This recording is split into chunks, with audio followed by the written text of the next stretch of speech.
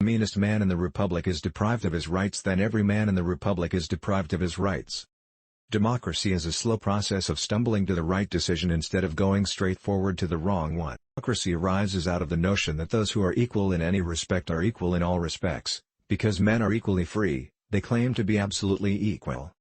One of the keys to the survival of free institutions is the relationship between private and public life, the way citizens do, or do not, participate in the public sphere. We are bound by ideals that teach us what it means to be citizens. Every child must be taught these ideals. Every citizen must uphold them. I ask you to be citizens. Citizens, not spectators. Citizens, not subjects.